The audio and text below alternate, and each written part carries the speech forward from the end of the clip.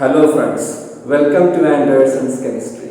ഇന്ന് നമ്മൾ ഡിസ്കസ് ചെയ്യാൻ പോകുന്നത് എൻവയൺമെന്റൽ കെമിസ്ട്രി എന്ന +1 കെമിസ്ട്രി ടെക്സ്റ്റ് ബുക്കിലെ 14ാമത്തെ ചാപ്റ്ററിനെ ആസ്പദമാക്കി മുൻകാലങ്ങളിൽ നടത്തിയിട്ടുള്ള NEET entrance questions and answers ആണ്. ദയവായി ഈ ചാനൽ സബ്സ്ക്രൈബ് ചെയ്യുവാൻ ഏതെങ്കിലും സുഹൃത്തുക്കളുണ്ടെങ്കിൽ സബ്സ്ക്രൈബ് ചെയ്യുക. തൊട്ടടുത്ത് കാണുന്ന ബെൽ ബട്ടണിൽ നോട്ടിഫിക്കേഷൻസ് ഓൾ എന്ന് കൊടുക്കുന്നതിലൂടെ ഈ ചാനലിൽ അപ്ലോഡ് ചെയ്യുന്ന എല്ലാ വീഡിയോസും നിങ്ങൾക്ക് ലഭിക്കുന്നതാണ്. അതോടൊപ്പം നിങ്ങളുടെ വിലയേറിയ അഭിപ്രായങ്ങൾ താഴെ കമന്റ് ബോക്സിൽ നിർദ്ദേശിക്കാവുന്നതാണ്. നമുക്ക് ക്ലാസ്സിലേക്ക് കിടക്കാം. ഒന്നാമത്തെ ചോദ്യം എന്ന് പറയുന്നത് 2020 നീറ്റിൽ ചോദിച്ച ചോദ്യം, അതായത് കഴിഞ്ഞ വർഷത്തെ ചോദ്യം. Which of the following is not correct about carbon monoxide? Carbon മോണോക്സൈഡിനെ അപേക്ഷിച്ച് നോക്കുമ്പോൾ താഴെ പറയുന്നവയിൽ കറക്റ്റ് അല്ലാത്തത് നോട്ട് കറക്റ്റ് എന്നാണ് ചോദ്യം. അപ്പൊ നമുക്ക് 3 റൈറ്റ് സ്റ്റേറ്റ്മെന്റ്സ് കാണാം. നമുക്ക് വേണ്ടത് റോങ് സ്റ്റേറ്റ്മെന്റ് ആണ്.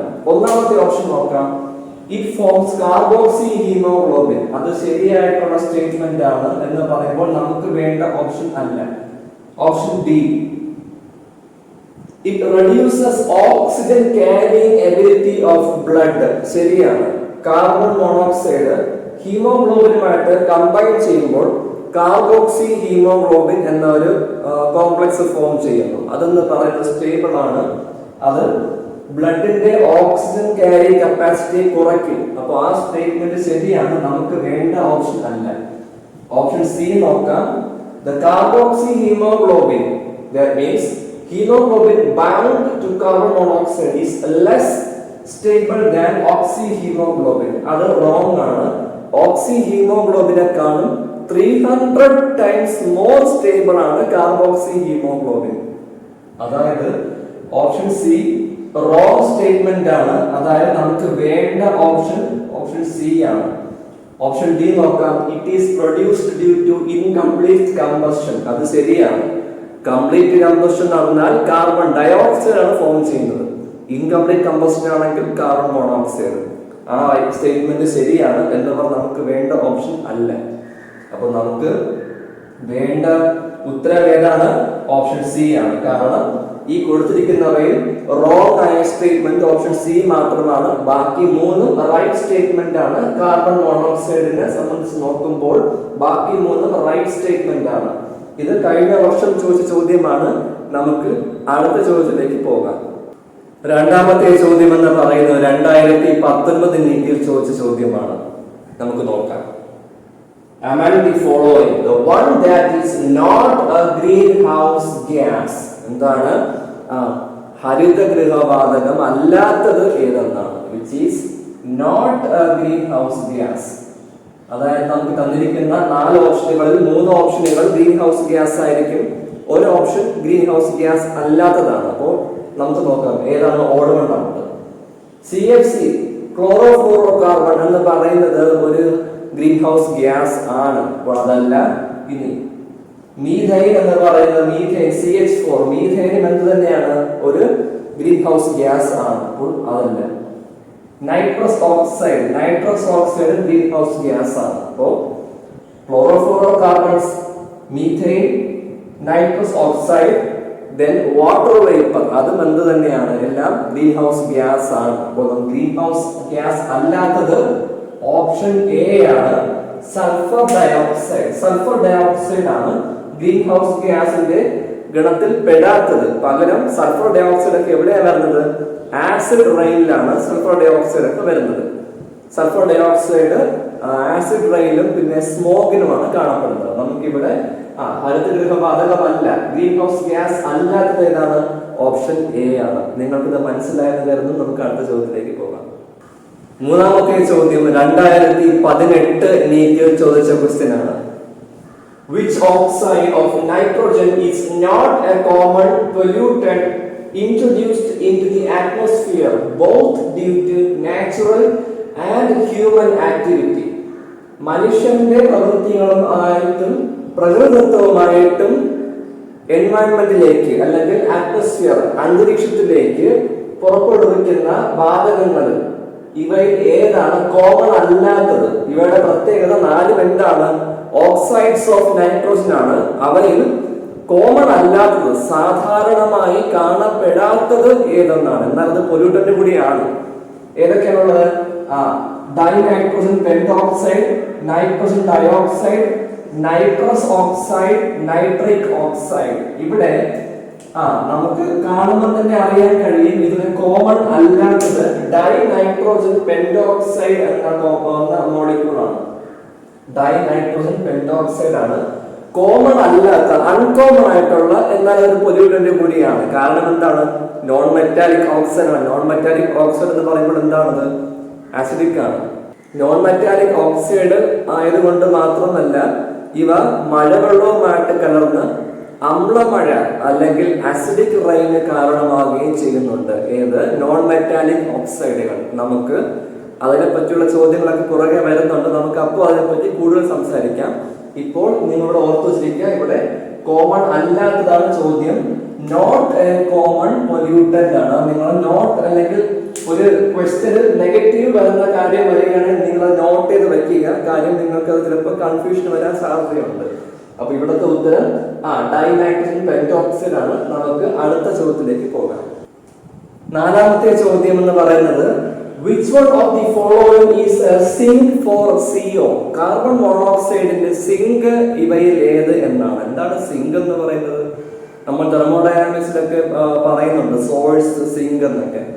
സിങ്ക് എന്ന് പറയുന്നത് വേറൊന്നുമല്ല, എന്തെങ്കിലും വസ്തു വന്ന് അടിയുന്നതിനെയാണ് സിങ്ക് എന്ന് പറയുന്നത്. എന്തെങ്കിലും വസ്തു വന്ന് അടിയുന്ന സ്ഥലം, കൂപം എന്നാണ് ശരിക്കുമുള്ള വാക്ക്. കൂപം, ഏതെങ്കിലും വസ്തു വന്ന് അടിയുന്ന സ്ഥലം, സിങ്ക്. അപ്പോ കാർബൺ മോണോക്സൈഡ് വന്ന് അടിയുന്നത് എവിടെ എന്നാണ്? Micro organisms present in the soil, oceans, plants, haemoglobin.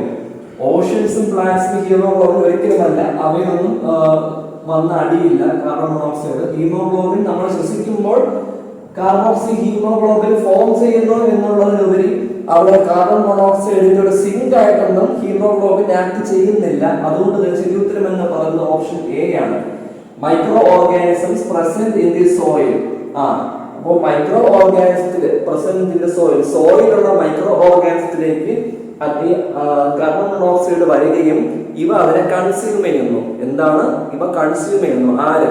Micro organisms present in the soil consumes carbon monoxide. Okay, ഇതിപ്പോ തന്നെ പഠിക്കുക. നിങ്ങൾക്ക് ഇത് മനസ്സിലായി എന്ന് വിശ്വസിക്കുന്നു. നമുക്ക് അടുത്ത ചോദ്യത്തിലേക്ക് പോകാം.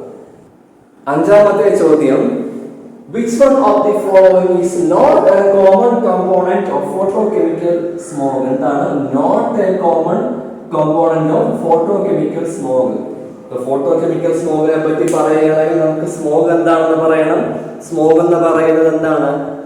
പേര് പോലെ തന്നെയാണ്, സ്മോക്ക് പ്ലസ് ഫോഗ്. അതില് 2 ടൈപ്സ് ഉണ്ട്. എന്തൊക്കെയാണ്?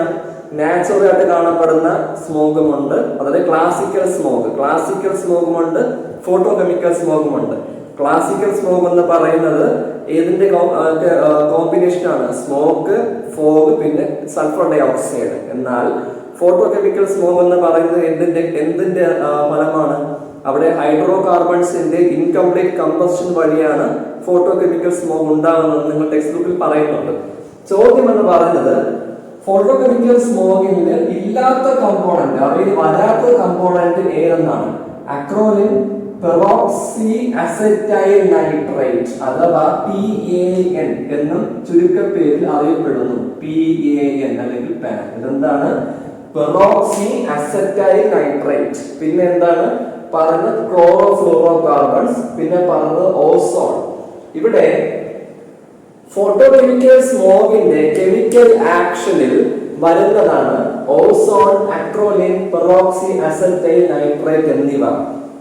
അവിടെ എന്ത് സംഭവിക്കുന്നു എന്ന് പറഞ്ഞാല് ഫോട്ടോകെമിക്കൽ സ്മോഗില് നമുക്ക് ഓക്സൈഡ്സ് ഓഫ് നൈട്രോജൻ ഓസോണുമായിട്ട് റിയാക്ട് ചെയ്തിട്ട് നമുക്ക് വെറൈറ്റി ഓഫ് കോമ്പൗണ്ട്സ് അവിടെ ക്രിയേറ്റ് ആകുന്നു. ഏതൊക്കെയാണ് ക്രിയേറ്റ് ആകുന്നത്?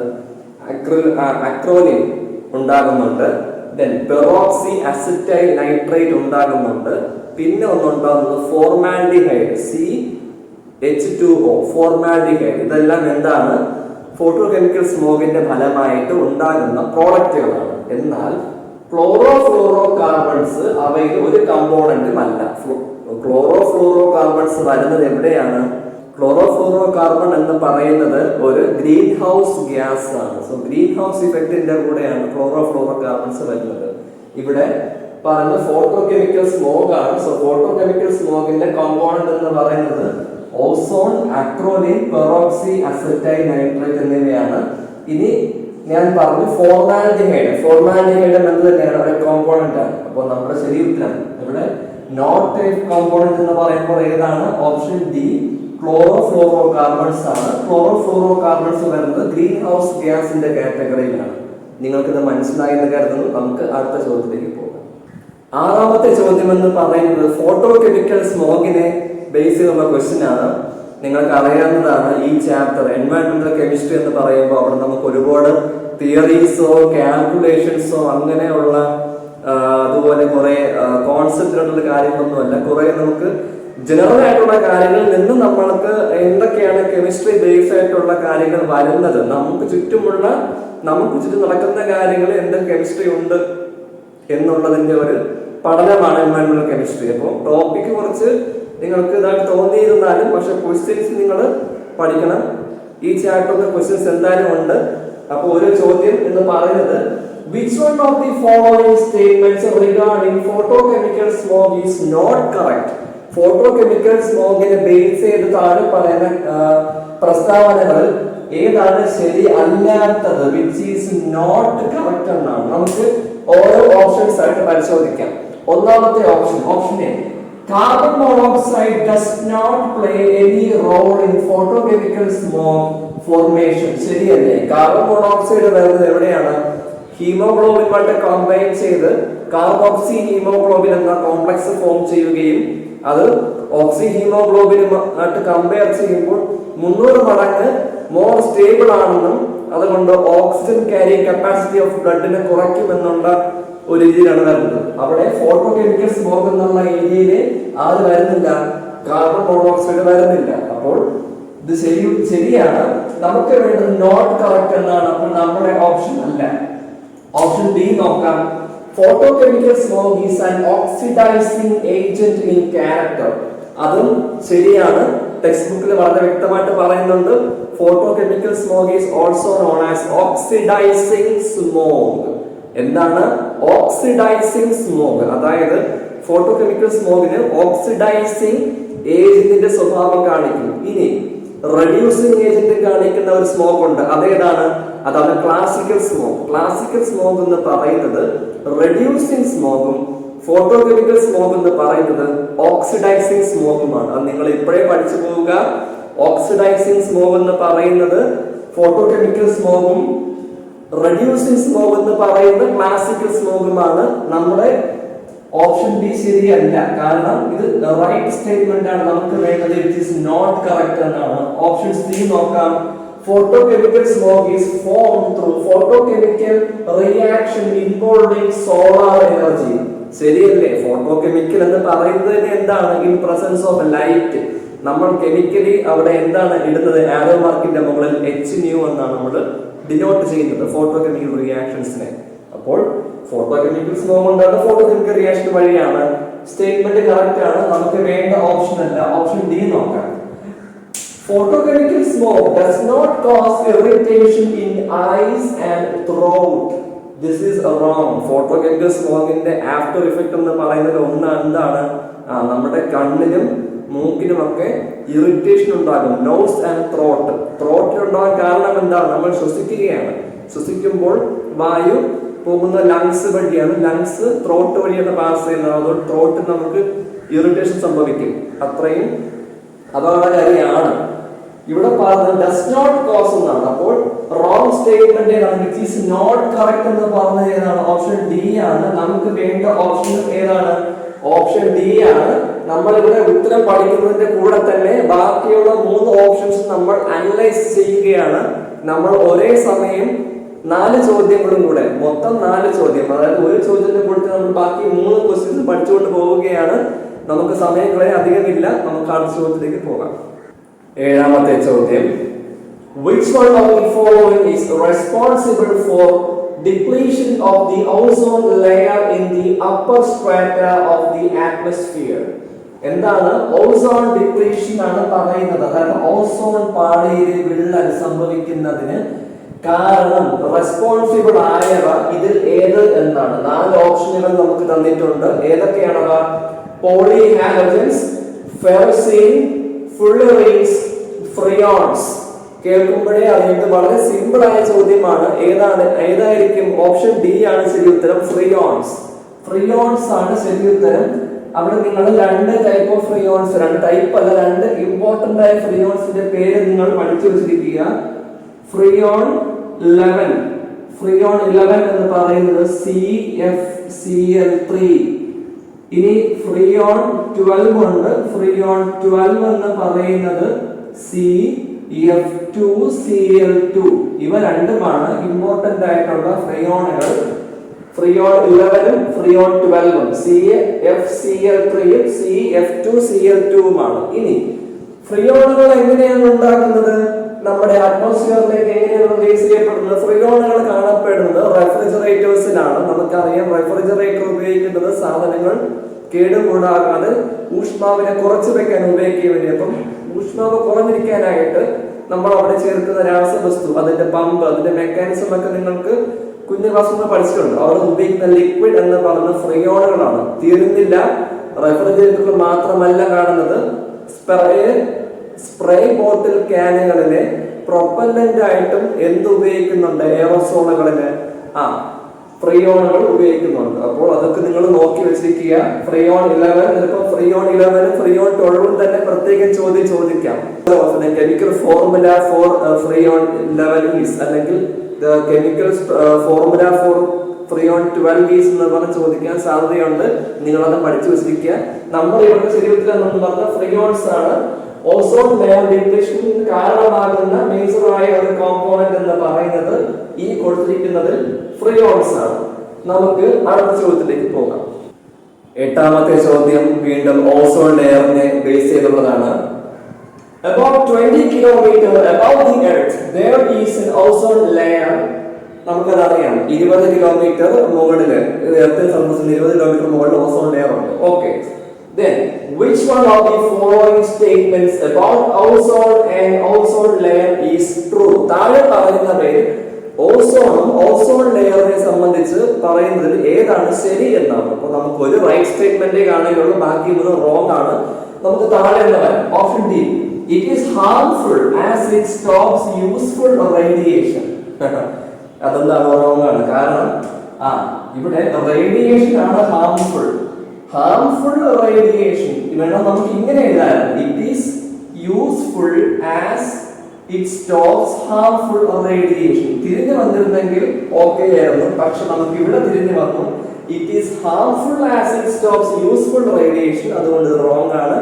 അപ്പൊ ഇതല്ല. ഇനിയാണ് ozone is a triatomic linear molecule which is partially correct. Triatomic ആണ്, പക്ഷേ ലീനിയർ ആണോ? അല്ല, ലീനിയർ അല്ല, ട്രൈഅറ്റോമിക് ആണ്. ഓസോൺ സ്ട്രക്ചർ വരുന്ന O3 നമുക്കൊരു ആംഗിൾ പോലെയാണ് വരുന്നത്. അപ്പൊ ലീനിയർ അല്ല, എന്നാൽ ട്രൈഅറ്റോമിക് ആണ്. അപ്പൊ ശരിയല്ല, ഇത് കംപ്ലീറ്റ്ലി ഇത് ട്രൂ അല്ല. ഇനി ഓപ്ഷൻ ബി നോക്കാം. Conversion of ozone to O2 is an endothermic reaction. അല്ല. ഇനി ഓപ്ഷൻ എ നോക്കാം. It is beneficial to us as it stops UV radiation. ഇത് നമുക്ക് ഏതാണ്ട് താഴെ നമ്മൾ പറഞ്ഞതുപോലെ സാധ്യമായിട്ട് വന്നിട്ടുണ്ട്. എന്താണ് പറയുന്നത്? It is beneficial to us as it stops UV radiation. UV റേഡിയേഷനെ ഇത് സ്റ്റോപ്പ് ചെയ്യുമ്പോൾ ഒരു പരിധി വരെ. എങ്ങനെയാണ് സ്റ്റോപ്പ് ചെയ്യുന്നത്? ആ ലെയറില് ഓക്സിജൻ ഗ്യാസ് ഉണ്ടല്ലോ, ഈ ഓക്സിജൻ ഗ്യാസിന് UV റേഡിയേഷന്റെ പ്രസൻസില് O2 എന്ന് പറയുന്ന ഗ്യാസ്, ഞാൻ ഇവിടെ എഴുതാം, O2 എന്ന് പറയുന്നത് സ്പ്ലിറ്റ് ആയിട്ട് O+O. ഇതെന്താണ്? അറ്റോമിക് ഓക്സിജൻസ് ആണ്. Atomic oxygens. നെക്സ്റ്റ് സ്റ്റെപ്പ് എന്ന് പറയുന്നത് ഈ അറ്റോമിക് ഓക്സിജന് ഓക്സിജൻ മോളിക്യൂളുമായിട്ട് കമ്പൈൻ ചെയ്യുമ്പോൾ എന്ത് കിട്ടുന്നു? O3 എന്ന് കിട്ടുന്നു. ഇനി ഈ റിയാക്ഷൻ പ്രത്യേകതയുണ്ട്. It exist as equilibrium. Forward റിയാക്ഷനും ബാക്ക്വേർഡ് റിയാക്ഷനും ഇവിടെ നടക്കുന്നുണ്ട്. അതുകൊണ്ടാണ് അത് ഓസോൺ ലെയർ ആയിട്ട് കാണുന്നത്. മനസ്സിലായോ? അപ്പൊ നമ്മുടെ ചോദ്യത്തിന്റെ ഉത്തരം ഏതാണ്? ഓപ്ഷൻ എ ആണ് ശരി ഉത്തരം. It is beneficial to us as it stops UV radiation. ഈ പറഞ്ഞത് നിങ്ങൾക്ക് മനസ്സിലായി എന്ന് ഞാൻ വിശ്വസിക്കുന്നു. നമുക്ക് അടുത്ത ചോദ്യത്തിലേക്ക് പോകാം. 9ാമത്തെ ചോദ്യം, which one of the following statements is not true? താഴെ പറയുന്നവയിൽ ഏതാണ് ശരി അല്ലാത്തത്? It is not true again. അപ്പോൾ നിങ്ങൾ അതൊക്കെ അത് ക്വസ്റ്റ്യൻ നല്ലപോലെ വായിച്ചിട്ട് വേണം നിങ്ങൾ എഴുതാൻ. നോട്ട് ട്രൂ എന്ന് കണ്ടു കഴിഞ്ഞാൽ നിങ്ങൾ നോട്ട് മാത്രം കാണാൻ വഴി കാണില്ല. അതുകൊണ്ട് നിങ്ങൾ ശ്രദ്ധിച്ച് വളരെ റിലാക്സ്ഡ് ആയിട്ട് വേണം ക്വസ്റ്റ്യൻ വായിക്കാൻ. Which of the following statements is not true? നമുക്ക് നോക്കാം. Clean water would have a BOD value of 5 ppm. Now what do you mean by BOD? എന്താണ് BOD? BOD എന്ന് പറയുന്നത് ബയോകെമിക്കൽ ഓക്സിജൻ ഡിമാൻഡ്. എന്താണ് biochemical oxygen demand? നമ്മളിപ്പോ ഒരു ജലസ്രോതസ് എടുക്കുക. ജലസ്രോതസ് അതൊരു കുളമാകാം, നദിയാകാം, പുഴയാകാം. അവിടെ നമുക്ക് വേസ്റ്റ്, ഓർഗാനിക് ആയ വേസ്റ്റുകൾ ഡിപ്പോസിറ്റ് ആവാറുണ്ട് സാധാരണയായിട്ട് എല്ലാ ജലസ്രോതസ്സുകളിലും. അവിടെ ബയോകെമിക്കൽ ഓക്സിജൻ ഡിമാൻഡ് എന്ന് പറയുന്നത് ജലസ്രോതസ്സിൽ ഒരു നിശ്ചിത വോളിയത്തിൽ അടങ്ങിയിരിക്കുന്ന ഓർഗാനിക് വേസ്റ്റുകളെ ഡീകമ്പോസ് ചെയ്യാൻ ബാക്ടീരിയകൾക്ക് വേണ്ട ഓക്സിജന്റെ അളവിനെയാണ് ബയോകെമിക്കൽ ഓക്സിജൻ ഡിമാൻഡ് എന്ന് പറയുന്നത്. അപ്പോൾ ഇവിടെ പറയുന്നതാണ് 5 ക്ലീൻ വാട്ടറിന് 5 പാർട്സ് പെർ മില്യൺ എന്താണ് BOD വാല്യൂ. അത് ശരിയാണ്. അപ്പൊ നമ്മുടെ option which is not true എന്നാണ്. സോ ഓപ്ഷൻ എ അല്ല. ഇനി ഓപ്ഷൻ ബി നോക്കാം. Fluoride deficiency in drinking water is harmful. ശരിയാണ്. ഫ്ലൂറിന്റെ അളവ് കുറയുമ്പോൾ അത് മനുഷ്യ ശരീരത്തിന് ഹാനികരമാണ്. എസ്പെഷ്യലി നമുക്ക് ആദ്യം ബാധിക്കുന്നത് നമ്മുടെ പല്ലുകളെയാണ്. അതുകൊണ്ട് തന്നെ ടൂത്ത് പേസ്റ്റുകളിൽ അവർ കൂടുതൽ ചേർക്കുന്ന ഫ്ലൂറൈഡ് സോൾട്ടുകളാണ്. പൊട്ടാസ്യം ഫ്ലൂറൈഡ് ഒക്കെ ചേർക്കുന്നുണ്ട്. ഇതിനു വേണ്ടി പല്ലിന്റെ ഇതിന് വേണ്ടി, ബലത്തിന് വേണ്ടി. സോ ടൂത്ത് ഡീകേ എന്ന് പറയുന്നതാണ് ഫ്ലൂറൈഡ് ഡെഫിഷ്യൻസി ഉണ്ടാക്കുന്ന അസുഖങ്ങളിൽ ഒന്ന്. ഇനി soluble fluoride is often used to bring its concentration, the CONC എന്നിരിക്കുന്ന കോൺസെൻട്രേഷൻ ആണ്, concentration up to 1 parts per million. അപ്പോൾ ഫ്ലൂറൈഡ് ഡെഫിഷ്യൻസി തടയാനായിട്ട്, ഡ്രിങ്കിംഗ് വാട്ടറിൽ ഉള്ള ഫ്ലൂറൈഡ് ഡെഫിഷ്യൻസി തടയാനായിട്ട് ഫ്ലൂറൈഡ് സോൾട്ടുകൾ, സോളുകളായ ഫ്ലൂറൈഡുകളെ ആഡ് ചെയ്തിട്ട് അതിന്റെ കോൺസെൻട്രേഷൻ 1 parts per million വരെ റൈസ് ചെയ്യാറുണ്ട്. അതും ശരിയാണ്. നമുക്ക് വേണ്ട ഓപ്ഷൻ അല്ല. ഇനി ഓപ്ഷൻ സി നോക്കാം. when the pH of the rainwater is higher than 6.5 it is called acid rain. അത് തെറ്റാണ്. ആസിഡ് റെയിൻ എന്ന് പറയുന്നത് നമ്മുടെ മഴവെള്ളത്തിൽ അടങ്ങിയിരിക്കുന്ന, മഴവെള്ളം എന്ന് പറയുന്നത് സ്ലൈറ്റ്ലി ആസിഡിക് ആണ്.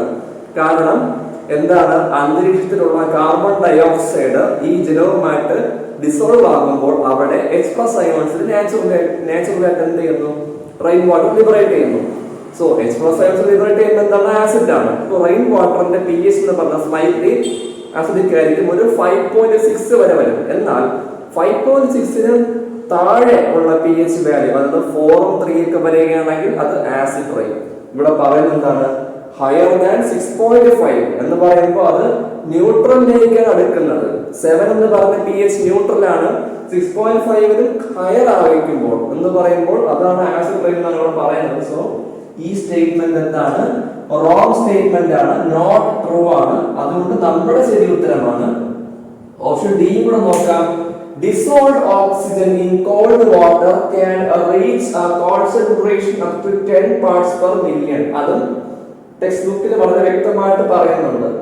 ഈ clean water would have BOD എന്ന് പറയുന്ന പോർഷൻ ടെക്സ്റ്റ് ബുക്കിൽ ഉള്ളത്. അതിന്റെ താഴെയുള്ള സ്റ്റേറ്റ്മെന്റുകൾ കാണാൻ കഴിയുന്നതാണ്. Dissolved oxygen in cold water can reach a concentration up to 10 parts per million. അത് ഈ ഓപ്ഷനും ശരിയാണ് എന്ന് പറയുമ്പോൾ വിച്ച് ഈസ് നോട്ട് ട്രൂ അല്ല. അപ്പൊ നമുക്ക് വേണ്ടുന്ന ശരി ഉത്തരം ഏതാണ്? ഓപ്ഷൻ സി ആണ്.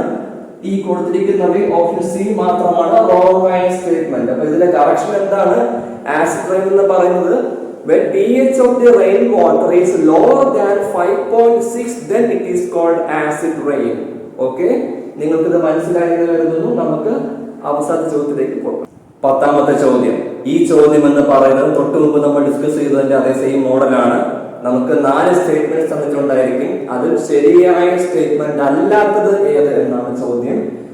Which one of the following statements is not true? 4 statements നമുക്ക് പരിശോധിക്കാം. ഒന്നാമത്തെ statement, pH of drinking water should be between 5.5 to 9.5. ശരിയല്ലേ? നമുക്കറിയാം pH of water ന്യൂട്രൽ ആണെങ്കിൽ അതെന്താണ്? ന്യൂട്രൽ സാധാരണ വാട്ടർ pH വാട്ടർ 7 ആണ്. ഇനി 5.5 എന്ന് പറയുമ്പോൾ സ്ലൈറ്റ്ലി ആസിഡിക്, 9.5 എന്ന് പറയുമ്പോൾ സ്ലൈറ്റ്ലി ബേസിക്. അപ്പോൾ ഇവയ്ക്കിടയിലാണ് വാട്ടറിന്റെ pH. ശരിയാണ്. അപ്പോൾ വിച്ച് ഈസ് നോട്ട് ട്രൂ അല്ല, ഇത് ട്രൂ ആണ്. അപ്പോൾ അതാണ് സ്റ്റേറ്റ്മെന്റ്. ഇനി ഓപ്ഷൻ ബി നോക്കാം. Concentration of DO. എന്താണ് DO? Dissolved oxygen. Dissolved oxygen, അലിഞ്ഞിരിക്കുന്ന ലയിച്ചിരിക്കുന്ന ഓക്സിജന്റെ അളവ് concentration below 6 parts per million is good for the growth of fish. അത് റോങ് ആണ് എന്ന് പറയുമ്പോൾ which is not true. Not true ആയ സ്റ്റേറ്റ്മെന്റ് ഓപ്ഷൻ ബി ആണ്. അവിടെ ജലാശയങ്ങളിൽ 6 parts per million താഴെയാണ് ഡിസോൾവ്ഡ് ഓക്സിജന്റെ കോൺസെൻട്രേഷൻ വരികയെങ്കിൽ അവിടുത്തെ മീനുകൾക്ക് ശ്വസിക്കാനുള്ള ഓക്സിജൻ കിട്ടാതാവുകയും അവയെല്ലാം ചത്ത് മുകളിലേക്ക് വരും. അത് ഫിഷുകളുടെ മീനുകളുടെ ജീവന് തന്നെ ഭീഷണിയാണ്. അപ്പോൾ തെറ്റായ സ്റ്റേറ്റ്മെന്റ് ഓപ്ഷൻ ബി ആണ്. നമുക്ക് സിയും ഡിയും കൂടെ പരിശോധിക്കാം. Option C, clean water would have a BOD value of less than 5 ppm. BOD എന്ന് പറയുന്നത് എന്താണ്? Biochemical oxygen demand. Biochemical oxygen demand clean വാട്ടറിൽ less than 5 parts per million എന്നാണ് പറയുന്നത്. നമ്മൾ തൊട്ട് മുമ്പ് ഡിസ്കസ് ചെയ്ത ക്വസ്റ്റ്യനിൽ എക്സാക്ട് 5 parts per million പറയുന്നുണ്ട്, ഇവിടെ less than 5 parts per million പറയുന്നുണ്ട്. എന്തായിരുന്നാലും അവിടെ 5 അറൗണ്ട് 5 വരുന്നു. അത് നമുക്ക് ട്രൂ എന്ന് പറയാം. അപ്പൊ വലിയ പ്രശ്നം വരുന്നില്ല. ഇനി ഓപ്ഷൻ ഡി നോക്കാം. Oxides of sulphur, nitrogen and carbon are the most wide spread air pollutants. ശരിയല്ലേ? കാർബൺ, നൈട്രോജൻ, സൾഫർ എന്ന് പറയുന്ന നോൺ മെറ്റലുകളുടെ ഓക്സൈഡുകളാണ് സാധാരണഗതിയിൽ നമ്മുടെ അന്തരീക്ഷത്തിൽ കാണപ്പെടുന്ന എയർ പൊല്യൂട്ടൻസ്. നമ്മൾ ഒന്ന് പഠിച്ചു കഴിഞ്ഞു. ഏതാണ്? Carbon monoxide. കാർബൺ മോണോക്സൈഡ് എന്ന് പറഞ്ഞ കാർബണിന്റെ എന്താണ്? ഓക്സൈഡ് ആണ്. അത് ഹീമോഗ്ലോബിൻ നമ്മൾ ശ്വസിക്കുമ്പോൾ നമ്മുടെ ബ്ലഡിലെ ഹീമോഗ്ലോബിനുമായിട്ട് കമ്പൈൻ ചെയ്ത് കാർബോക്സി ഹീമോഗ്ലോബിൻ ഉണ്ടാവുകയും അവ എന്ന് പറയുന്നത് എന്താണ്? ഓക്സി ഹീമോഗ്ലോബിനെ അപേക്ഷിച്ച് 300 മടങ്ങ് മോർ സ്റ്റേബിൾ ആണ്. അതുകൊണ്ട് അവിടെ റിവേഴ്സ് റിയാക്ഷൻ നടക്കുന്നില്ല. അതിന്റെ ഫലമായിട്ട് oxygen carrying capacity of blood കുറയുന്നു. നമുക്കത് അറിയാം. ഇനി നൈട്രോജൻ എന്ന് പറയുമ്പോൾ നൈട്രോജനും സൾഫറും ഇവ രണ്ടിന്റെയും ഓക്സൈഡുകൾ നമ്മൾ എവിടെ പറയുന്നത്? ആസിഡ് റെയിനിൽ പറയുന്നുണ്ട്. Okay, acid rain. പിന്നെ പറഞ്ഞത് ഫോട്ടോ കെമിക്കൽ സ്മോഗ്. ക്ലാസിക്കൽ സ്മോഗിൽ എന്ത് വരുന്നുണ്ട്? സൾഫർ ഡയോക്സൈഡ് വരുന്നുണ്ട്. അപ്പൊ എന്താണ്? ഇവ മൂന്നും പൊല്യൂട്ടൻസ് ആണ്. അപ്പോൾ ഇത് കറക്റ്റ് ആണ്. നമുക്ക് വേണ്ടത് റോങ് സ്റ്റേറ്റ്മെന്റ് ആണ്. അപ്പോൾ ഓപ്ഷൻ ഡി അല്ല. നമുക്ക് ഉത്തരം കിട്ടിക്കഴിഞ്ഞു. Option B, concentration of dissolved oxygen below 6 parts per million is good for the growth of fish. ഇവിടെ ഗുഡ് അല്ല, അത് എന്താണ്? ഡേഞ്ചറസ് അല്ലെങ്കിൽ fatal for the growth of fish. അപ്പോൾ നിങ്ങൾക്ക് ഈ ചോദ്യത്തിന്റെ ഉത്തരം മനസ്സിലായെന്ന് വിശ്വസിക്കുന്നു.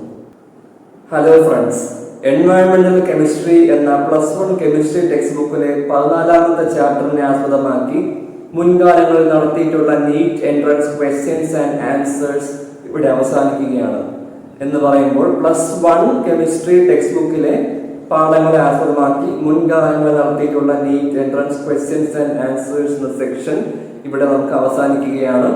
നമുക്കിനി നീറ്റ് എൻട്രൻസ് എക്സാമിന് കുറച്ച് നാളുകളേ ഉള്ളൂ. നമ്മൾ ബാക്കിയുള്ള ദിവസങ്ങളിൽ +2 കെമിസ്ട്രിയിലെ എല്ലാ പാഠങ്ങളും നമുക്ക് എല്ലാ ചോദ്യങ്ങളും ഡിസ്കസ് ചെയ്യാൻ സമയമില്ല. അതുകൊണ്ട് എല്ലാ പാഠങ്ങളിൽ നിന്നും ഇമ്പോർട്ടന്റ് ആയിട്ടുള്ള അല്ലെങ്കിൽ റീസെന്റ് ആയിട്ട് ചോദിച്ച മുൻ വർഷങ്ങളിൽ അടുത്തടുത്ത വർഷങ്ങളിൽ ചോദിച്ചിട്ടുള്ള ചോദ്യങ്ങളെ നമ്മൾ ഡിസ്കസ് ചെയ്യുന്നതാണ്. സോ മിസലേനിയസ് എന്നാണ് ആ സെക്ഷനെ വിളിക്കുന്ന പേര്. അപ്പൊ മിസലേനിയസ് നമുക്ക് നാളെ മുതൽ സ്റ്റാർട്ട് ചെയ്യുന്നതാണ്. സോ മിസലേനിയസ് എന്ന് പറയുന്നത് എന്താണ്? +2 കെമിസ്ട്രി ടെക്സ്റ്റ് ബുക്കിലെ ചാപ്റ്റേഴ്സിനെ ആസ്പദമാക്കി മുൻകാലങ്ങളിൽ ചോദിച്ചിട്ടുള്ള NEET entrance questions and answers ആയിരിക്കും. അപ്പൊ നമുക്ക് നാളെ അടുത്ത വീഡിയോയിൽ മിസലേനിയസുമായിട്ട് കണ്ടുമുട്ടാം. അതുപോലെ എല്ലാവർക്കും ബൈ.